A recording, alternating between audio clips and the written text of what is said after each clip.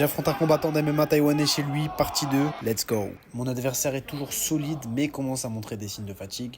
Toujours ma stratégie low kick, coup au corps. Là je varie un peu plus, j'essaie des front kicks. Là je vais essayer de mettre un beau mark kick, tu vois, avec une belle feinte. Il bloque, j'ai l'impression qu'il a un Sharingan, il bloque tous mes high kicks, c'est vraiment choquant. Là je vois son coup arriver, donc je vais tenter un balayage, ça marche pas, mais on réplique quand même avec un bel enchaînement. Il a vraiment de sales réflexes, mais bon, ça m'étonne pas parce qu'apparemment, c'est un coach de MMA. Apparemment, j'ai dit. Coach de MMA de l'équipe adverse, et ces gars avaient un très bon striking. Du coup, c'est une motivation supplémentaire pour lui. Il y avait toute son équipe derrière lui, donc il pouvait vraiment pas perdre. Le mec, regardez, il a une vraie attitude, il avance toujours sur moi, il recule pas. Je le bombarde de low kick, il sent rien, on dirait qu'il est en acier. En plus, il se laisse pas faire, il réplique, il m'envoie des coups puissants et il avance sur moi. Et moi, je commence vraiment à fatiguer.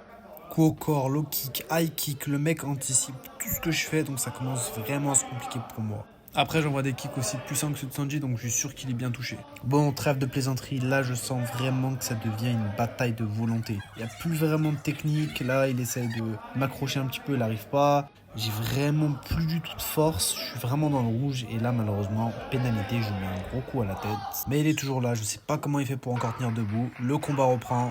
On met vraiment toute notre âme, toute notre énergie, c'est d'envoyer les meilleurs combos, de gagner le plus de points. Et j'essaie surtout de le mettre KO, mais j'ai réfléchi, et j'arrive pas à trouver de solution. Mais je sais que je vais avoir une ouverture, il faut que je sois patient et que je tienne jusqu'au bon moment. Et là, ça y est, je le sens qu'il flanche complètement, donc j'appuie avec des low kicks. J'appuie avec beaucoup de low kicks, mais le mec est trop solide, il ne veut pas tomber, je ne sais pas comment il fait. Il essaie un autre takedown, mais je l'anticipe. Je le sentais vraiment venir celui-là et j'utilise l'avantage de ma taille pour garder ma distance et pour le frapper là où ça fait mal dans les côtes. Et boum, là je lui envoie un autre high kick. On arrive sur la fin, on est vraiment tous les deux cramés.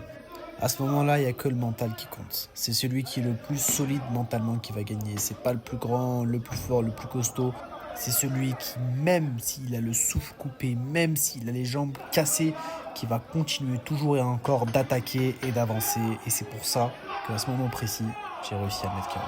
Merci à tous ceux qui ont regardé les deux parties qui sont restés jusqu'à la fin, les amis. Likez, abonnez-vous, partagez et à bientôt pour plus de contenu.